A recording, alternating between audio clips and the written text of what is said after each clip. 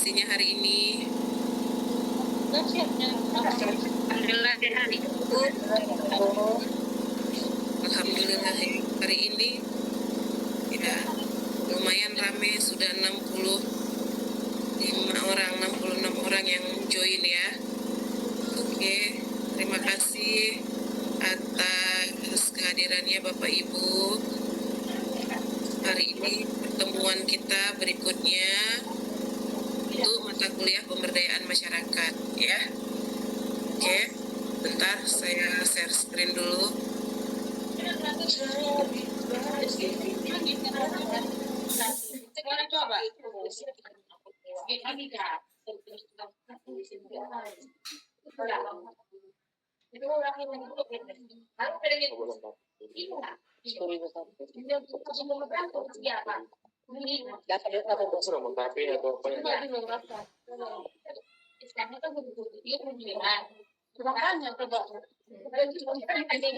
Apakah sudah terlihat Bapak Ibu?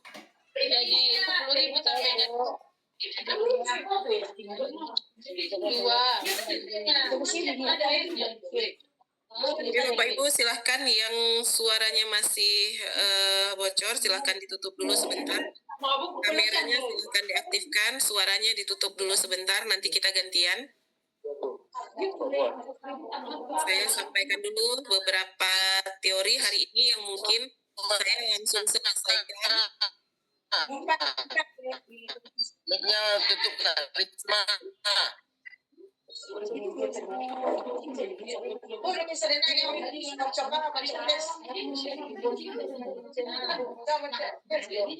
Karisma tolong tutup mic-nya Kak Risma.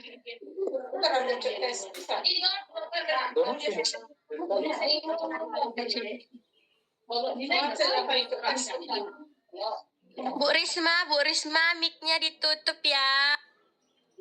Oh iya tunggu. Risma, tolong urus.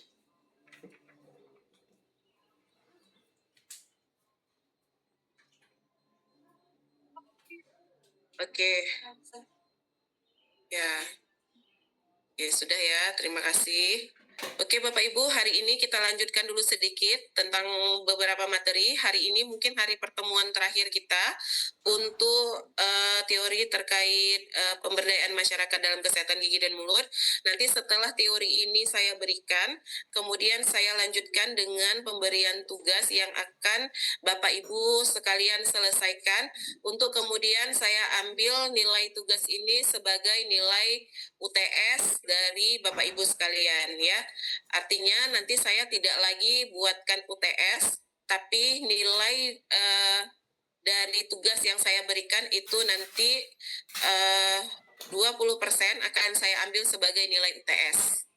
Begitu ya Bapak Ibu? Baik Bu. Oke. Ya. Oke, hari ini kita lanjutkan tentang faktor resiko kesehatan gigi. Ya, setelah kemarin kita belajar tentang apa itu pemberdayaan masyarakat, terus konsep pemberdayaan masyarakat itu sendiri seperti apa, terus ada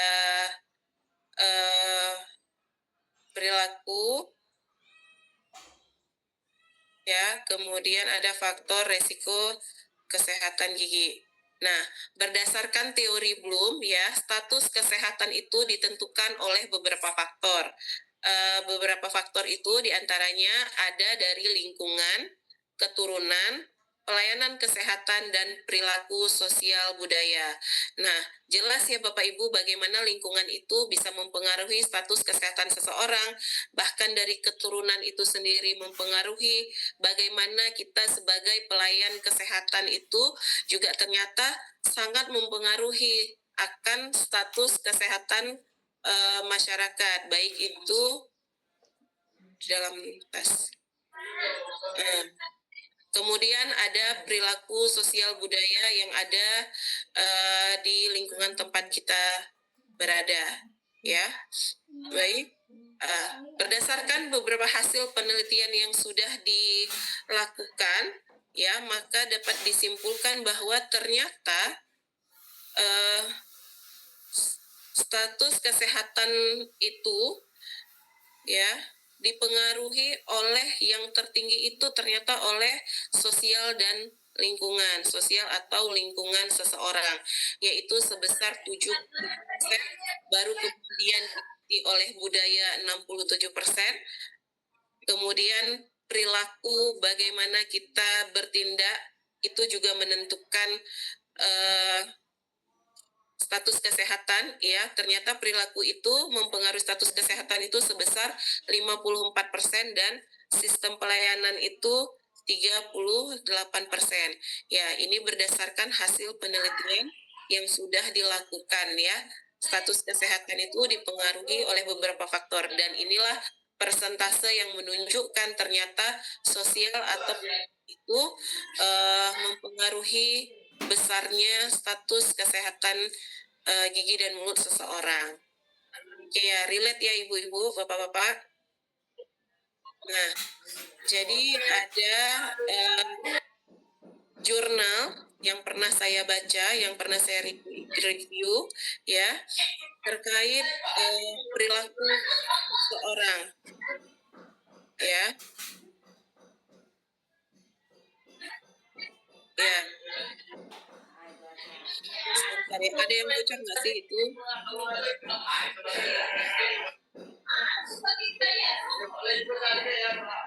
Tolong diinikan adminnya, bisa di-mute kan nggak itu?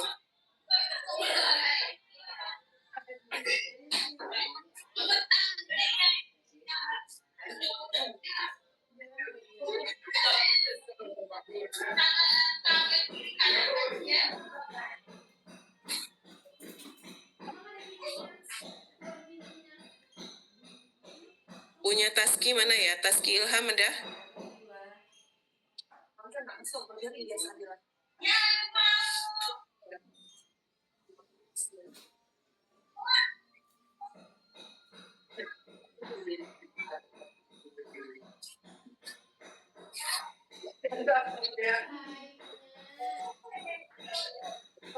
PJ, tolong disampaikan untuk Taski Ilham, di-mute-kan suaranya. Iya, sebentar Ibu.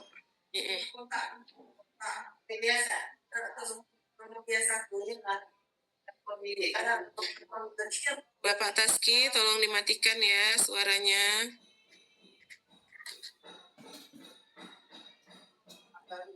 Ya. Oke. Ya, ini salah satu jurnal ya yang menunjukkan adanya pengaruh pola asuh ibu terhadap terjadinya karies terhadap anak, ya. Ada judulnya tentang dental caries and externalizing behavior problem in high risk child population. Ini merupakan jurnal apa namanya ya? Jurnal internasional yang bernama dari European Journal of Oral Science, ya. Ini sudah ada linknya yang bisa Bapak Ibu sekalian lihat nanti kalau ingin membaca lebih lengkapnya, yaitu diterbitkan pada tahun 2018, ya. Ini ditulis oleh De Jong Letters dan kawan-kawan, ya, yang mengatakan ternyata sosial lingkungan itu ada tingkat pendidikan ibu, negara kelahiran ibu, dan proses parenting dari ibu itu ternyata mempengaruhi adanya perilaku status kesehatan gigi, ya. Dan ini dibuktikan oleh adanya jurnal tersebut, ya, di mana dalam jurnal ini dikatakan ternyata tingkat pengetahuan oleh seorang ibu itu sangat mempengaruhi, ya, bagaimana ibu itu pada akhirnya merupakan orang pertama yang akan mengasuh anaknya, ya. Jadi educational level mother, country of birth, parenting, ya.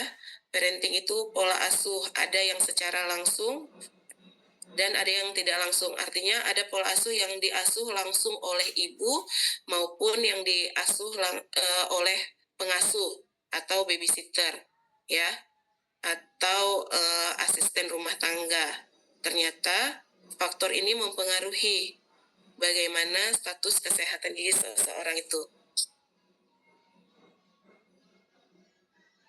Ya. Nah, ini ya perilaku individu di masyarakat ya. Nih, kadang ada yang menyikat giginya masih belum tepat ya. Informasi yang disampaikan belum benar ya. Nah, ini ada menyikat gigi, waktu menyikat gigi, frekuensi menyikat gigi, dan mengganti sikat gigi. Kadangkala itu kita dalam satu rumah tangga bisa jadi kita sudah menyikat gigi, waktu yang kita lakukan untuk menyikat gigi itu sudah kita lakukan minimal 2 kali sehari. Ternyata kenapa masih memungkinkan terjadinya ini?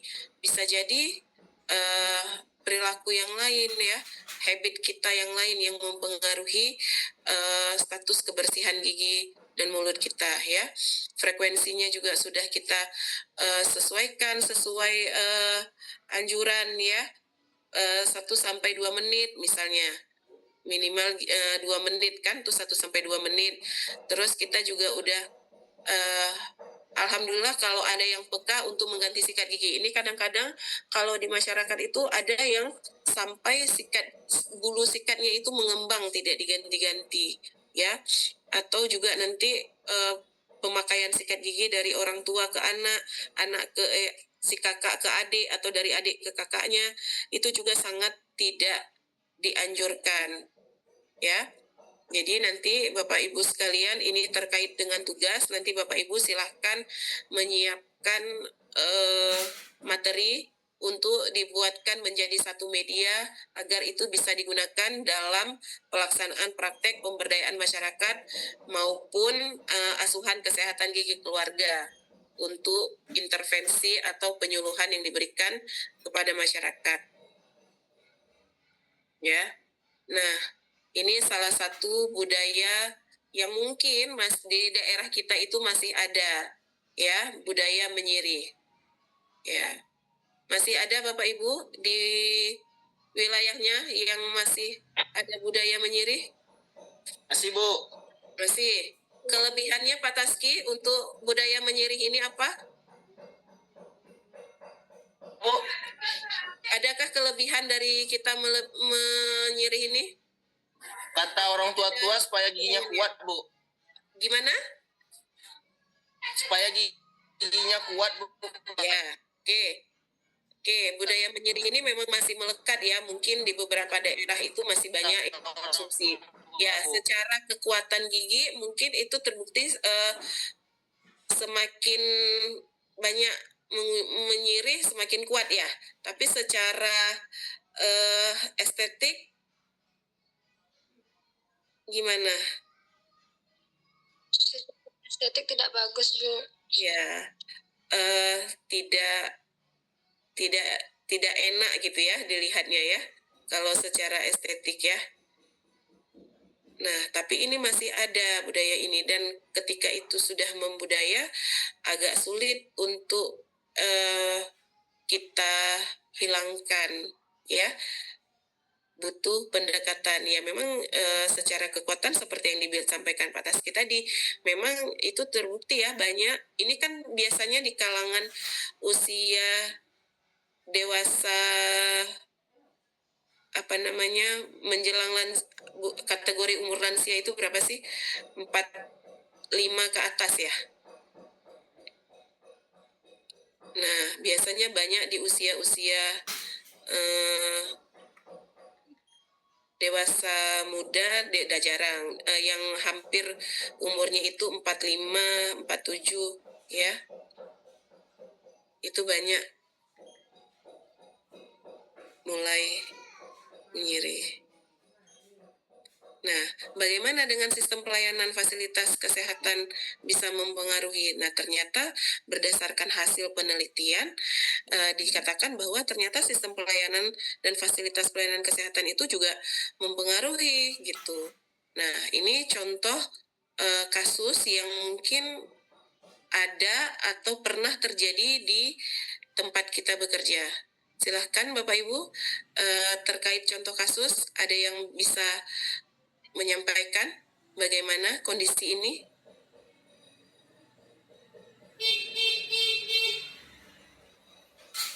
Bagaimana akhirnya sistem pelayanan ini bisa mengganggu status kesehatan seseorang?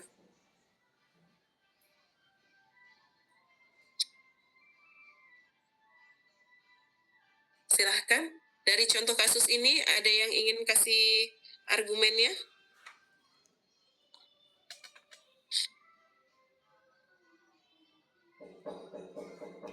Halo Bapak Ibu, apakah semua sedang bekerja?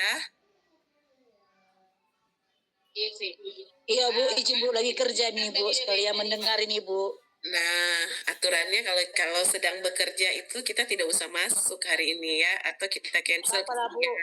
ke malam. Jadi saya nggak berasa ngomong sendiri gitu.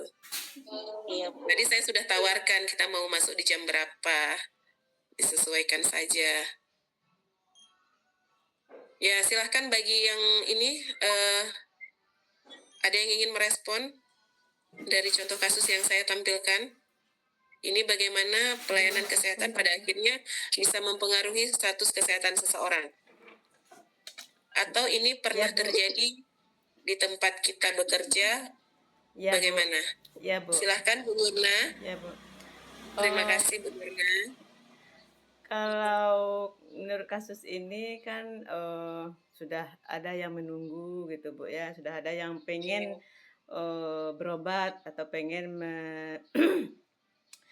melakukan kunjungan ke puskesmas atau klinik misalnya Bu. Tapi ternyata sampai di situ kliniknya tutup. Jadi tujuan masyarakat itu ingin berobat, ingin melakukan kunjungan tidak jadi Bu. Jadi akhirnya yang sakit yang dirasakan oleh masyarakat ini tidak terobati gitu Bu. Jadi akhirnya sakitnya akan berlanjut Bu. Mungkin itu Bu. Ya, kalau dari contoh kasus ini menurut pandangan Bu Yurna ini mempengaruhi nggak untuk status kesehatan seseorang? Iya, Bu. Apakah itu ya, Iya, sangat ya Bu ya. Sangat Artinya mempengaruhi, apa? Bu. Kita sebagai pemberi pelayanan kesehatan juga ini kan Bu mempengaruhi status kesehatan orang lain ternyata pada akhirnya ya. Karena kalau kita lihat di gambar ini pukulnya sudah menunjukkan pukul 10 pagi, ternyata pelayanan kita itu masih tutup, sementara yang ngantri itu ada ibu hamil, ada lansia, ada anak-anak, anak bayi, ya ada. Enggak Bu, saya lagi ngajar Bu. Ya. Terus nah ternyata sesuai ya sama hasil penelitian, ternyata ini memang sangat mempengaruhi karena bagaimana kita mau mengeluhkan rasa sakitnya atau mengobati sementara pelayanan yang harusnya itu bisa mengobati ternyata juga tidak mendukung ya. Iya, Bu. Pernah nggak terjadi ini di tempat kita Bapak Ibu? Sesekali Apakah ada, itu Bu. kita sebagai sesekali ya Bu? Iya. Ya mudah-mudahan ini menjadi menjadi bayangan atau menjadi contoh. Tapi bukan puskesmasnya Bu. Kadang-kadang Iya, polinya, satu polinya individunya itu. atau ininya. Ya, memang kalau kita sudah bekerja di satu ruang lingkup kan itu perlu manajemen yang baik ya Bu ya. Bagaimana hal-hal seperti ini tidak terjadi.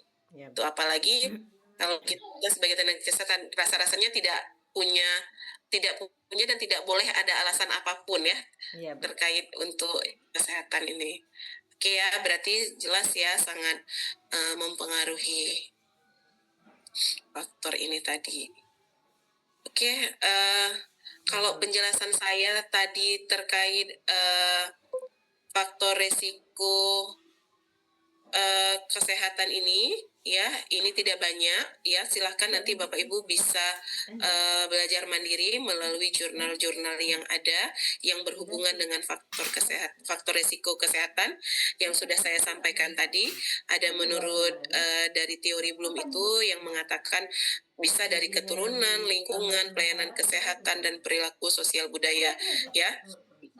Sedikit saya tampilkan dulu mungkin terkait jurnal yang pernah saya baca atau saya review untuk status Yang di belakangnya. ininya tadi ya, bagaimana peran orang tua tadi mempengaruhi Udah disampaikan kesehatan juga. giginya. Oke.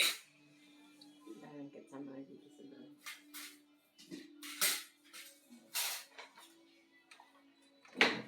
Oke, sebentar. Share dulu.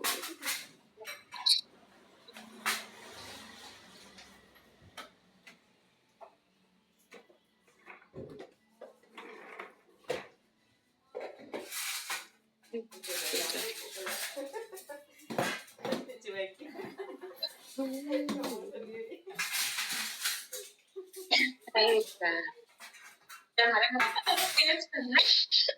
Dalam mantek kurang pikir. Suami kerja bisa ngambil. Oke, makasih, Ca.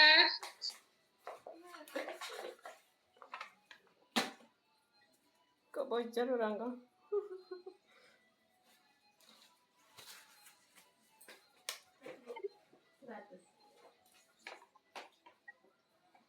Ya. Terlihat Bapak Ibu? Kuliah itu. Terlihat, Bu. Ya. Ya, ini nanti silakan bagi Bapak Ibu yang memiliki judul penelitian terkait perilaku perilaku ibu atau peran ibu terhadap terjadi status kebersihan gigi dan mulut atau terjadinya karies, ini bisa sebagai referensi Bapak Ibu untuk bisa menuliskan ke dalam proposalnya ya. Jadi ini ada jurnal ya dari European Journal of Oral Science yang saya sampaikan tadi. Ini judulnya tentang dental karies ini hubungan antara perilaku eksternal terhadap terjadinya karies pada anak ya. Nih. Ya. Kalau kita melihat dari variabel yang dia lakukan, nah ini banyak sekali Bu yang dia teliti. Nah, karena ini sangat baik sekali untuk kita jadikan referensi ya. Ternyata dia memilahnya dari fungsi family atau fungsi keluarga itu dia membedakan lagi dari responsif orang tuanya, dari communication-nya, sama dari kebiasaan yang di rumah, organization, kebiasaan yang di rumah atau pola mereka di rumah itu seperti apa, itu dia lihat. Kemudian mulai pola pengasuhannya, apakah anak itu diasuh langsung oleh ibunya atau pakai pengasuh ya. Yang restrictiveness ini itu pengasuhan langsung, kalau yang nuturens itu pola asuh dari pengasuhnya itu ya. Nah nih ketika dia melihat complicated ya Bu, saya pun awalnya membacanya, nah ya bagaimana faktor education level itu atau tingkat pengetahuan ibu sama country of birth itu negara kelahiran ibu itu bisa sangat mempengaruhi dari proses pengasuhan langsung, pengasuhan yang diasuh oleh pengasuh, fungsi family tadi, komunikasi tadi ya, sampai pada akhirnya itu mempengaruhi dari childhood dental caries ya. Ini adanya karies pada anak ya. Ya, bisa dilihat ya Bapak Ibu. Ya. Dari pola asuh ini tadi itu nanti mereka lihat lagi di usia berapa anak itu mulai diajarkan untuk menyikat gigi atau mulai dilakukan pendampingan menyikat gigi.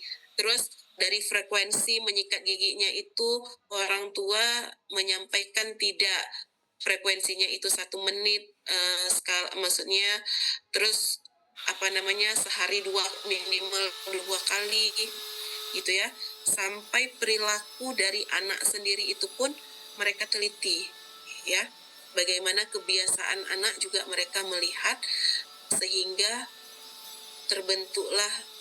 dapatlah faktor ternyata karies pada anak itu terjadi karena beberapa faktor ini tadi ya. Ini salah satu faktor eksternal, bukan faktor internal. Nanti kalau faktor internal beda lagi ya. Ini faktor eksternal yang dilihat. Nah, seperti itu ya Bu. Nah, jadi ini lengkap sekali sebagai acuan jika Bapak Ibu ada yang mengangkat judul tentang peran orang tua atau pola asuh orang tua atau karakteristik perilaku atau apa yang mau dilihat, silahkan ini bisa menjadi referensi untuk Bapak Ibu sekalian ya. Nah, ini dia.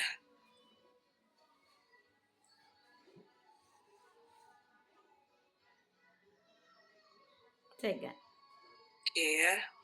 Karena kesimpulannya dapat kita lihat. Nah, susun hubungan ini ada yang bisa bahasa Inggris? Kemarin yang coba untuk daftar lomba internasional siapa dari kelas RPL?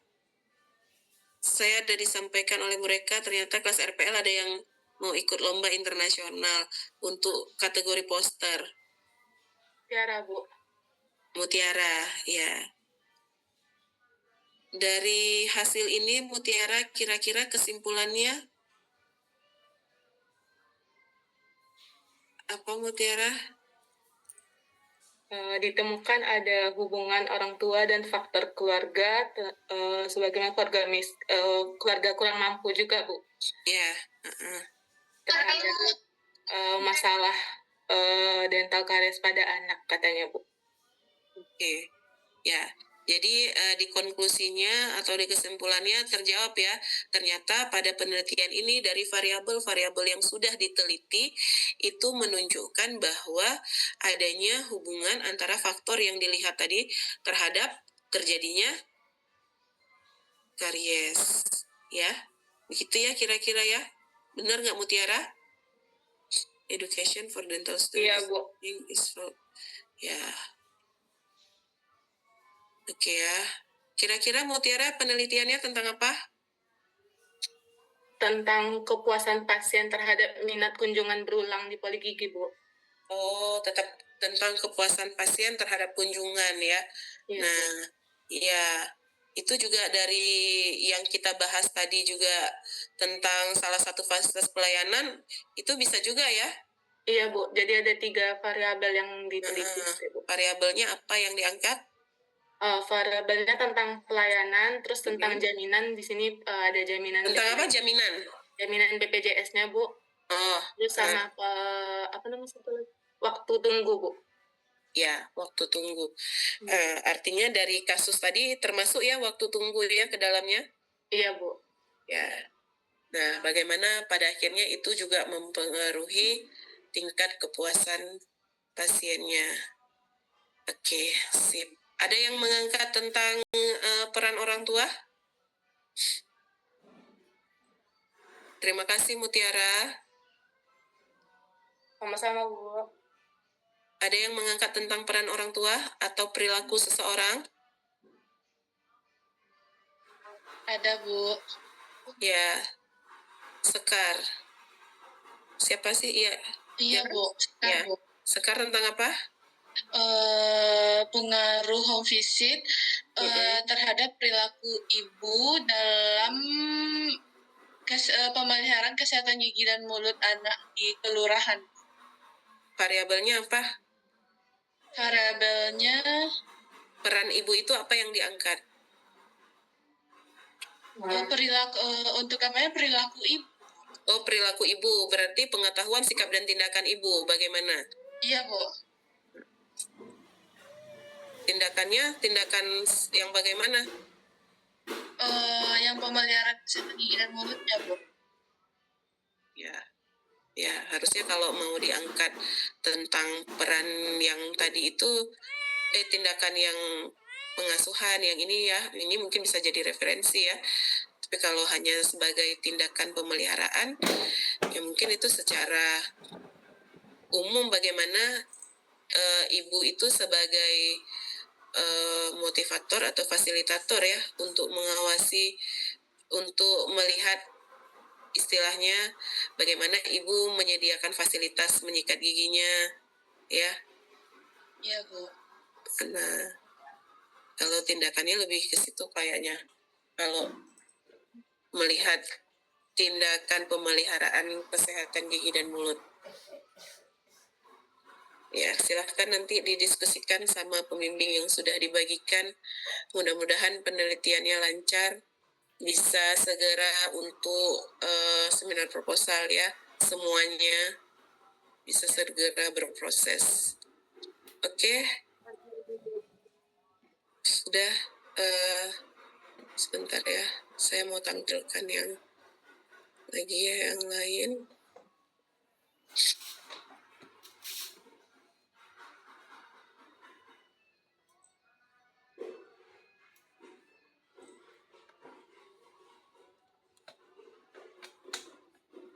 Oke ya, jadi tadi untuk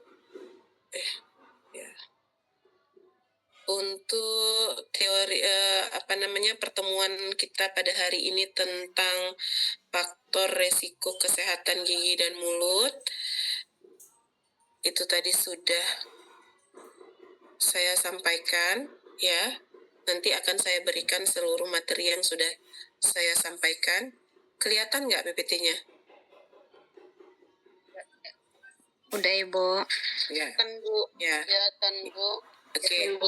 Ya, berarti untuk resiko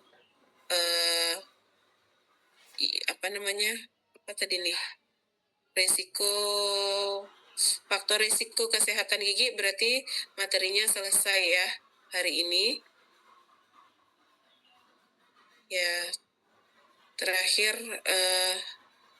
quote saya untuk materi hari ini ya, dengan contoh kasus yang sudah ada tadi, dengan budaya yang sudah tertanam di tempat kita tadi ya, akhirnya kita tidak selalu bertemu dengan orang baik, namun jadilah baik untuk setiap orang yang kita jumpai ya. Bagi kita pelayanan kesehatan sebagai tenaga pelayanan kesehatan ini mungkin dituntut untuk bisa sempurna di hadapan masyarakat ya, tanpa memikirkan bagaimana bagaimana kita hari ini ya. Tapi percayalah Bapak Ibu, apabila kita melakukannya dengan ikhlas, insya Allah semuanya akan baik-baik saja. Oke ya Bapak Ibu, demikian tadi untuk materi yang tentang faktor risiko. Berikutnya saya akan memberikan tugas kepada Bapak Ibu sekalian untuk membuat materi yang akan kita gunakan sebelum kita turun ke lapangan ya. Jadi silahkan Bapak Ibu, nanti saya akan bagikan karena ini belum untuk turun lapangan, jadi tugasnya nanti tolong PJ dibuatkan satu link ya.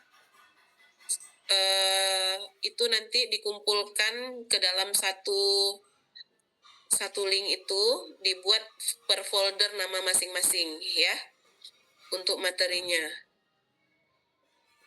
Baik, Ibu. Oke. Jadi sebelum saya akhiri, saya sampaikan dulu terkait penyusunan materi ya, terkait ya menyusun materi promosi kesehatan gigi dan mulut. Oke ya. Jadi di sini ada nih, tujuannya mahasiswa mampu menyusun materi penyuluhan dalam promosi kesehatan gigi dan mulut, sehingga hasil output akhir yang diharapkan dapat menyusun dengan ketepatan materi penyuluhan sesuai kebutuhan kelompok sasaran. Ya. Nah, nih. Jadi kenapa harus ada materi? Ya, materi itu penting ya, karena materi merupakan substansi atau topik utama yang akan dikomunikasikan dalam bentuk informasi atau pengetahuan yang disusun secara sistematis dan terstruktur untuk disampaikan kepada kelompok sasaran dengan tujuan mencapai perubahan perilaku yang spesifik ya. Materi itu adalah apa dalam tanda kutip ya, tentang konteksnya itu yang harus diketahui, disadari, dan dapat dilakukan oleh sasaran. Oke ya. Nah, jadi nanti untuk materinya ini nanti bisa dilihat ya. Prinsip dasar dalam penyusunan materi itu ada akurat atau akurasi dalam substansinya. Materi harus benar secara ilmiah dan faktual. Jadi materi itu juga harus disusun berdasarkan referensi ya. Harus ada referensinya, sumber informasi harus terpercaya. Misalnya data-data itu harus bisa dibuktikan. Itu bisa diambil entah itu dari Kementerian Kesehatan berupa data Riskesdas, WHO, atau hasil penelitian yang valid, yang bisa yang ada yang ada dalam artikel gitu ya. Jadi itu bisa dilihat untuk substansi materinya. Kemudian ada applicable atau dapat diterapkan. Ya, materi harus sesuai dengan konteks. Ya, artinya sumber daya dan kemampuan sasaran itu harus dilihat. Jangan nanti berbicaranya terlalu muluk-muluk, ternyata kondisi yang ada di masyarakat itu tidak bisa dijangkau. Jadi artinya materi atau teori yang akan kita sampaikan ini bisa diterapkan oleh masyarakat. Misalnya hal yang termudah aja. Nanti kita bicaranya dalam ruang lingkup kesehatan gigi dan mulut ya. Ini saya contohkan untuk contoh yang dapat kita terapkan. Misalnya anjuran untuk mencuci tangan harus diikuti dengan informasi tentang ketersediaan air bersih di lokasi sasaran. Nah, jangan kita berbicara tentang cuci tangan ternyata lokasinya itu tidak ada air bersihnya. Ya, nanti Bapak Ibu silahkan sesuaikan dengan kondisi yang ada terkait materi yang ingin disampaikan. Kemudian aksesibel, dapat diakses. Materi ini harus disampaikan dengan bahasa yang mudah dipahami dan melalui media yang mudah dijangkau oleh sasaran. Ya, ketika dalam pembuatan materi itu hindari jargon medis atau istilah teknis yang sulit dimengerti ya. Jadi hindari kata-kata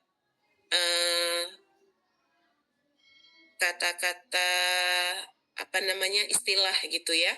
Jadi buatlah materi itu yang mudah dipahami oleh sasaran. Nah, satu lagi ada actionable atau dapat ditindaklanjut. Materi harus jelas tentang apa yang harus dilakukan oleh sasaran ya. Fokus pada perilaku spesifik dan langkah-langkah praktis, bukan hanya sekedar teori. Nanti silahkan Bapak Ibu sekalian implementasikan dalam penulisan materinya. Ya. Ya, nanti ketepatan penyusunan materi ini disesuaikan dengan analisis kebutuhan kelompok sasaran, ya, sesuai need assessment-nya. Nanti lihat dari karakteristik demografinya, pengetahuan dan kepercayaan di daerah tersebut seperti apa, perilaku saat ini bagaimana, faktor lingkungan sosial, serta media komunikasi yang bisa dipakai itu seperti apa, ya. Jangan nanti Bapak Ibu menyampaikan melalui media, misalnya medsos, tapi di sana jaringannya nggak ada, kan nggak sesuai ya. Jadi disesuaikan dengan daerah Bapak Ibu sekalian berada.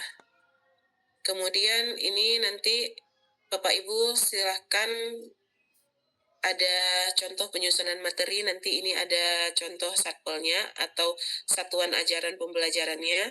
Mungkin nanti materi ini akan disampaikan oleh dosen berikutnya, nanti silahkan didiskusikan saja atau disimak nanti materinya agar Bapak Ibu bisa menyusun satpelnya. Oke, itu aja ya untuk penyusunan materi. Semoga Bapak Ibu bisa memahami apa yang sudah saya sampaikan terkait penyusunan materi ini. Bagaimana Bapak Ibu bisa dipahami terkait pembuatan materinya? Izin Bu. Bisa, Bu. Ada yang mau bertanya tadi? Izin Bu. Bu Yurna Bu. Ya silahkan Ibu. Oh, yang mau kita buat ini satpel atau apa Bu? Suaranya terputus-putus Ibu, bisa diberikan lagi. Tugas yang mau kita buat ini berbentuk satpel atau apa Bu? Halo Bu.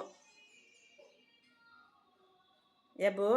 Saya masih belum bisa mendengar Bu Yurna. Ya Bu. Dengar Bu? Ya, gimana? Ada Bu? Ya. Halo Bu. Ada teman-teman yang lain mungkin yang sampai bisa mendengar. Yang mau kalau enggak di obrolan aja Bu.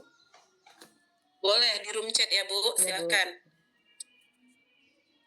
Bu, izin bertanya.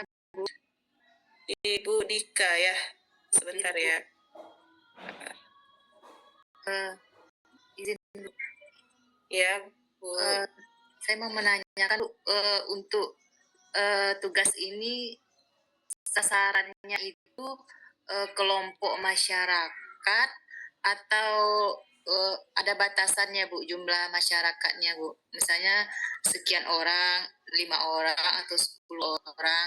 Ya. Kemudian untuk materinya Bu, materinya itu sesuai dengan kasus pada masyarakat tersebut atau boleh misalnya untuk misalnya pembiasaan menyikat gigi contohnya Bu, pembiasaan menyikat gigi di keluarga tersebut kan di situ nanti ada sasarannya, ada anaknya, ada bapaknya Bu.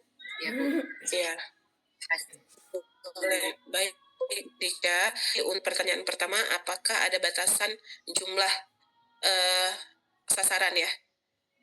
Nah, kalau terkait jumlah sasaran itu tidak ada batasan, ya silahkan nanti misalnya Ibu ingin membuat materinya tentang teknik menyikat gigi gitu misalnya. Nah, itu silahkan nanti sasarannya ditujukan kepada siapa, apakah kepada anak, apakah kepada keluarga, atau kepada kelompok tertentu misalnya. Nah, tentunya isi materinya itu disesuaikan kepada kelompok sasaran apa yang ingin Ibu sampaikan materi Ibu nanti ya. Jadi kalau pemberdayaan ini memang prakteknya kita fokuskan kepada masyarakat ya, tapi karena ini nanti kita bergabung dengan mata kuliah aspek keluarga, jadi nanti masyarakatnya itu bisa jadi keluarga, dalam keluarga itu ada anak-anak, ada orang tua, jadi terkait itu nanti silahkan disesuaikan untuk sasarannya. Yang pasti materinya itu sesuai dan bisa dipakai gitu di masyarakat nanti. Ya. Terus tadi apa lagi ya Bu Dika? Suaranya ditutup. Iya Bu, materi sama sasarannya Bu. Kan kalau sasaran masyarakat itu kan banyak Bu, ada lansia, nanti ada kelompok masyarakat usia, misalnya usia ibu-ibu dari ada remajanya, ada anaknya. Kalau kan kelompok masyarakat itu kan banyak Bu. Iya. Iya boleh Bu Dika, nggak apa-apa. Nanti kan karena ini kita nanti akan berpraktek di masyarakat, nanti kita juga akan turun ke keluarga. Nanti boleh Bu disesuaikan. Misalnya nanti di masyarakat itu kita akan tujukan kepada anak. Ya boleh, nggak apa-apa. Nanti sasarannya kepada anak. Nanti berarti materi yang Ibu siapkan, nanti silakan Ibu sampaikan penyuluhannya kepada anak-anaknya. Jadi otomatis akan berbeda, gini loh maksud saya. Jadi materi itu ketika kita tujukan kepada anak, kan akan berbeda bahasa yang akan kita sampaikan antara anak, lansia maupun kelompok tertentu, misalnya kelompok disabilitas. Itu kan nanti akan berbeda lagi gitu. Jadi silahkan disesuaikan dengan kelompok sasarannya.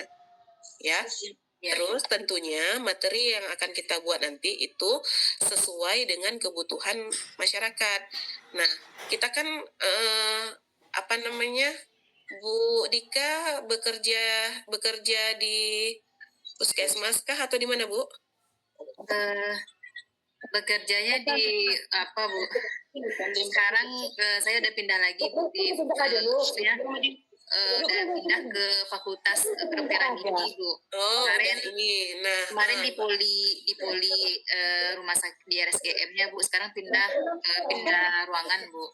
Jadi kalau untuk pemberdayaan masyarakat ini mungkin agak kurang Bu, karena pasnya itu untuk teman-teman yang bekerja di puskesmas Bu. Iya.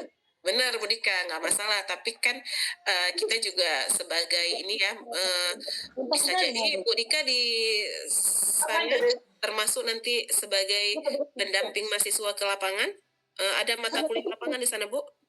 Ada Bu, ada mata kuliah lapangannya ada. Tapi yang mendampinginya dokter Bu. Sekarang saya di pendampingan mahasiswa sarjana Bu untuk menyiapkan mahasiswa yang menyiapkan bahan-bahan alat-alat. Ibu di bagian akademik gitu? Iya Bu. Oh iya, nggak apa-apa Bu, nggak apa-apa. Nanti Ibu disesuaikan aja karena kan kita juga nanti pada akhirnya akan turun lapangan. Jadi walaupun nanti Ibu dan teman-teman yang lain walaupun tidak bekerja di puskesmas, tapi kan kita akan tetap turun ke lapangan. Ya nanti Ibu sesuaikan saja dengan masalah-masalah kesehatan gigi dan mulut yang ada di lapangan itu seperti apa. Tentunya kan mungkin juga teman-teman dari kedokteran mahasiswanya juga sudah pernah melakukan turun lapangan terkait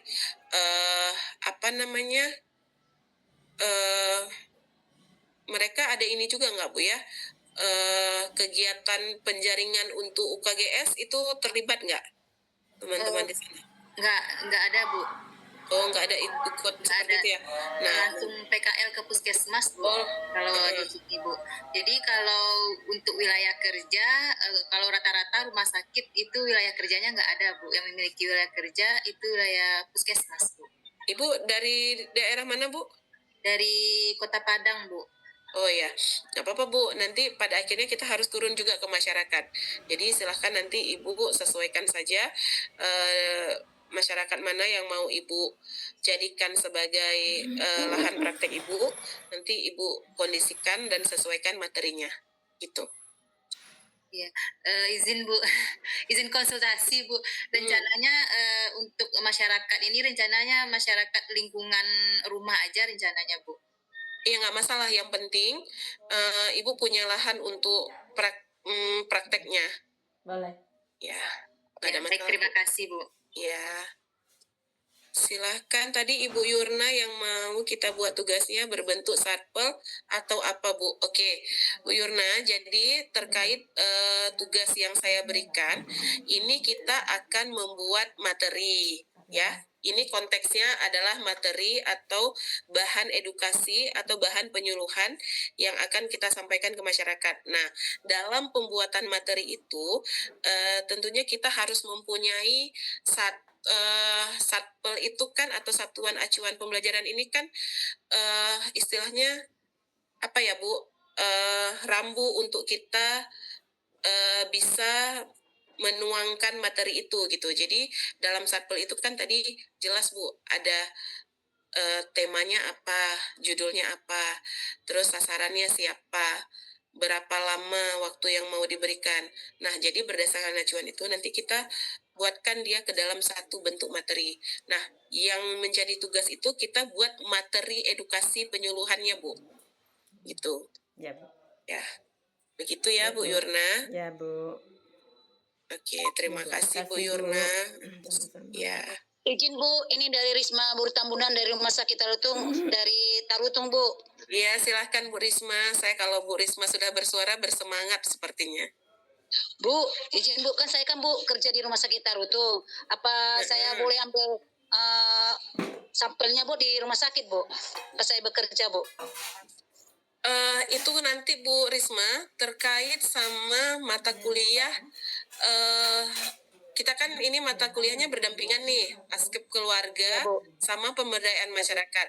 Jadi tujuan kita sudah pasti nanti ke masyarakat Bu Risma, ya masyarakat dan keluarga. Jadi itu nanti disesuaikan sama lapangan Ibu gitu.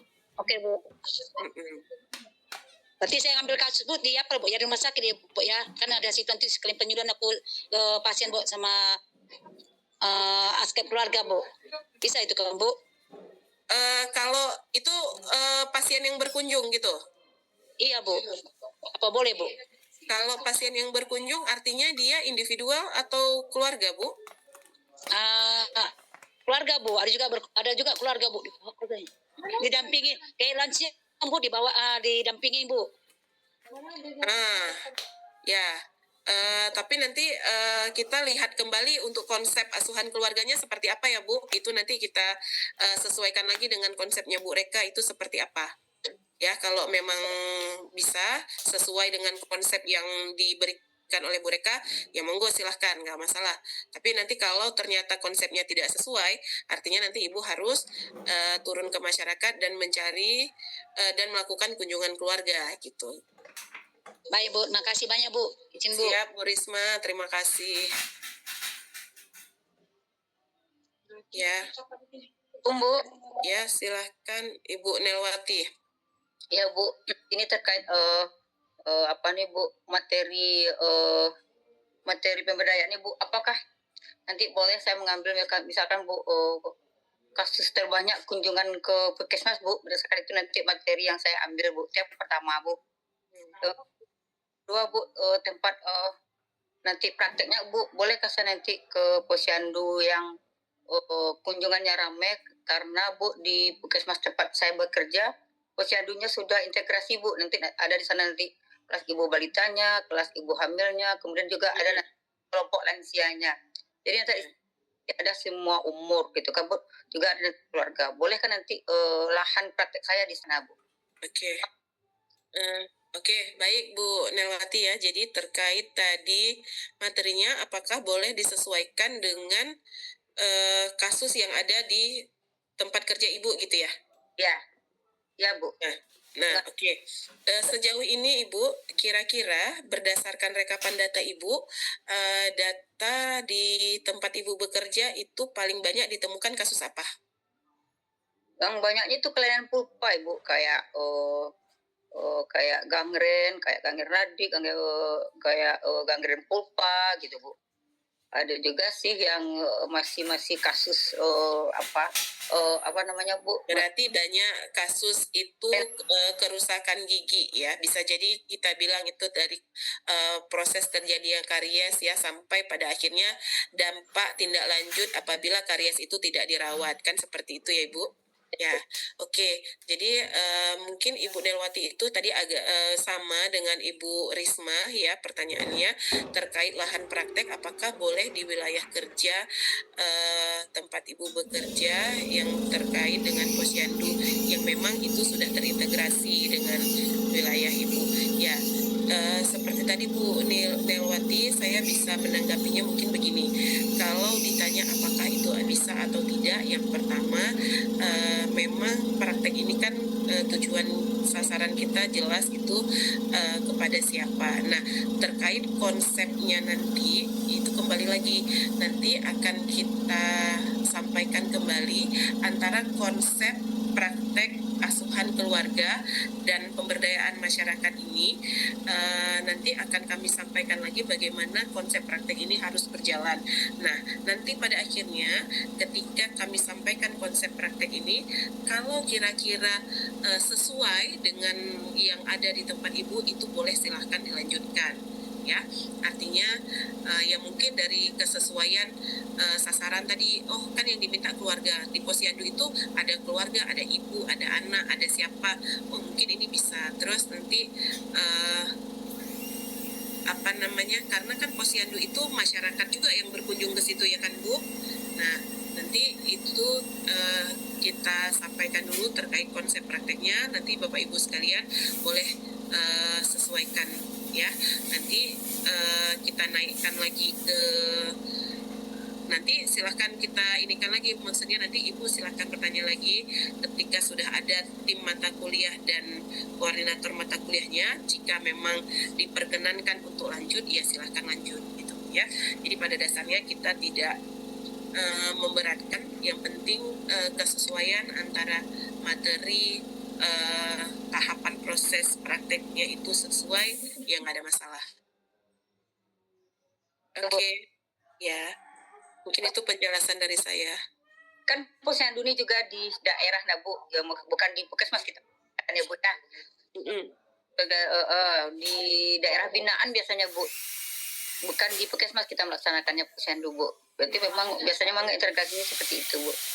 Ya, mungkin saya maksudnya Ibu Nelwati saya tangkap gitu. Jadi maksudnya begini. Jadi ketika ada kegiatan posyandu itu kan memudahkan kita untuk turun ke lapangan berjumpa kepada keluarga. Kan intinya seperti itu ya Bu. Jadi kita nggak perlu door to door untuk melakukan praktek ini. Nah, yang seperti saya bilang tadi, ketika konsepnya itu sesuai, ketika maksudnya konsepnya gini Bu, konsep prakteknya apa? Kita maunya ini prakteknya keluarga loh. Artinya keluarga ada ibu, ada anak, ada ayah misal gitu kan.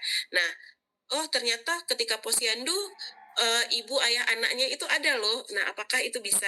Nah, seperti itu nanti Bu. Jadi tidak ada masalah dengan ininya. Silahkan nanti terkait konsep dan ininya seperti apa sasarannya, ya. Jadi nggak masalah. Tuh, tapi nanti kita sesuaikan lagi dengan tim koordinator mata kuliah tersebut ya Ibu. Nanti kita sesuaikan kembali. Oke, terima kasih Bu. Sama-sama. Ya. Izin Bu, berarti kalau yang keluarga tadi Bu, Sebentar, siapa ini yang bertanya? dikategorikan keluarga Bu. Tunggu, saya kok belum menemukan ya, yang mana orangnya?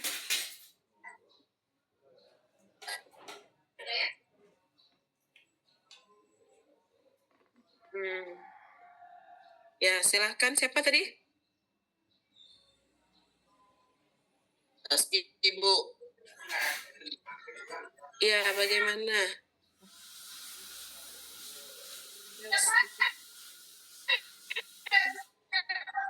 Pak Taski. Yang bertanya siapa? Pak Taski Ilham. Ya, Pak Taski tadi. Sri Wahdini, siapa? Iya, Bang Taski itu yang bertanya. Oh iya, silahkan. Pak Taski. Suaranya agak ngelek ya di tempat saya. Ya, di sini pun juga ngelek. Jadi nggak kedengeran. Iya, Bu. Kategori untuk keluarga itu berapa orang, Bu? Ada yang bisa mendengar dengan baik pertanyaannya? Kategori dalam keluarga itu berapa orang, Bu? Kata Bang Taski, Bu. Oh, untuk kategori keluarganya.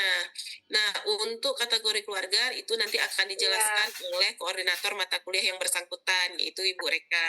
Jadi nanti akan ada pertemuan dengan Bu Reka terkait mata kuliah asuhan keluarga.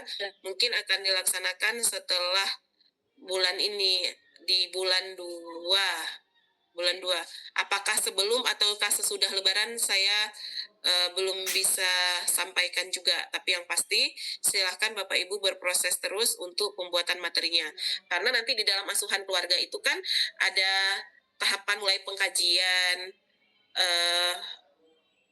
prioritas masalah atau penegakan diagnosa, terus ada implementasi rencana perawatan sama evaluasi kan. Nah, di saat tahapan implementasi ini pemberdayaan masyarakat itu berperan. Bagaimana edukasi atau penyuluhan yang sifatnya bisa memberdayakan itu tersampaikan di masyarakat. Jadi kapasitas saya berbicara sebagai koordinator mata kuliah pemberdayaan masyarakat. Terkait nanti berapa jumlah keluarga yang ditentukan itu nanti sama koordinator mata kuliah tersebut. Begitu ya Pak Taski.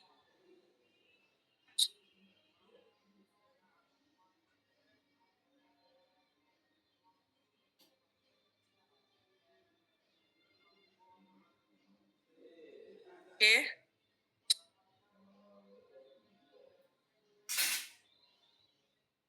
Bu, izin bertanya, Bu. Ya, Rahil. Silakan. Kan kemarin tuh Bu udah di list tuh yang di Banda Aceh, Bu.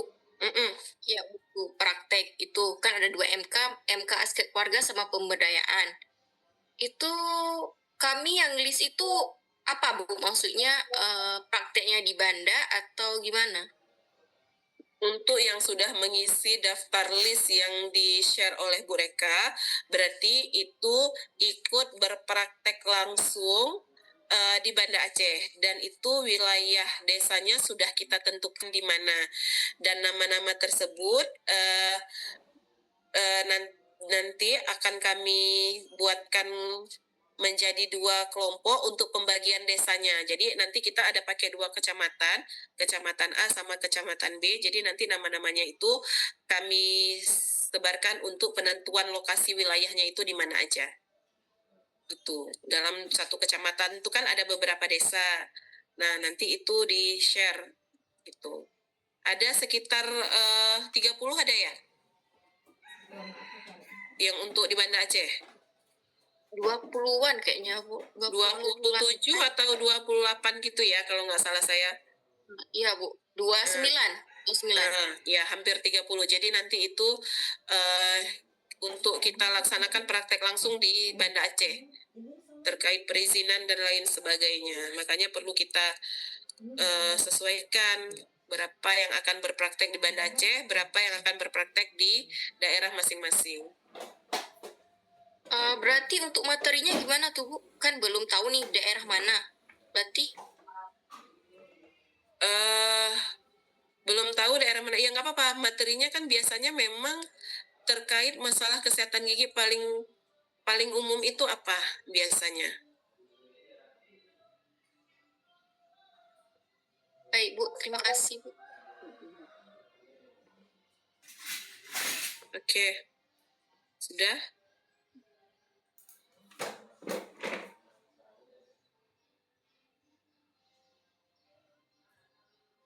Oke, sudah ya. Kalau tidak ada lagi yang bertanya, sebentar. Artinya sudah saya sampaikan ya. Tolong PJ mata kuliahnya bisa didokumentasikan untuk pertemuan kita hari ini. Ya, terima kasih kepada Bapak Ibu sekalian atas kehadiran dan partisipasinya yang telah mengikuti perkuliahan ini. Ya, semoga nanti kita bisa melaksanakan prakteknya dengan baik dan lancar. Proses proposalnya juga bisa secepatnya kita selesaikan untuk bisa segera seminar proposal. Ya, jadi akhir kata saya juga punya quotes di PPT ini. Hidup bukanlah tentang siapa yang terbaik, tapi siapa yang selalu berbuat baik dan bukan pura-pura baik. Ya, akhir kata saya akhiri. Assalamualaikum warahmatullahi wabarakatuh. Waalaikumsalam warahmatullahi wabarakatuh. Waalaikumsalam warahmatullahi wabarakatuh. Oke, silakan.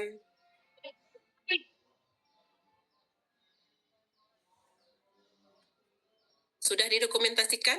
Iya, Izin? Bu. Lagi diambil Ya, absen. silakan dibukakan kamera semuanya. Udah, Bu. Oke, silakan PJ berikan instruksinya.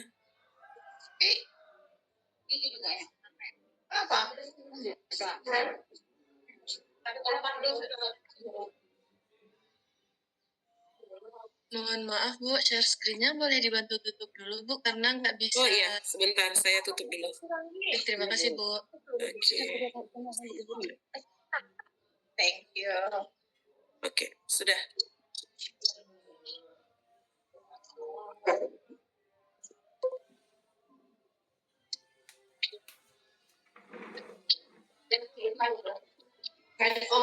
Catatan kepegawaian. Baik Bu, sudah diambil dokumentasinya Bu. Oke, boleh nanti pertemuan selanjutnya dihubungi dosen berikutnya ya. Baik, Ibu. Oke, terima kasih Bapak Ibu semua. Mudah-mudahan nanti bisa ketemu lagi setelah selesai dengan dosen kedua. Nanti kita ketemu lagi, ya. Kasih Bu. Oke, baik Bapak Ibu. Terima kasih. Sehat-sehat. Saya akhiri. Assalamualaikum warahmatullahi wabarakatuh. Selamat siang semuanya. Waalaikumsalam. Siang, Bu. Bu. Oke. Aduh, kepental aku hari ini, guys. Anak siapa? Miming? Miming? Miming? Kalau tugas, gimana nih? Kak Risma, kakak tadi nyimak kan?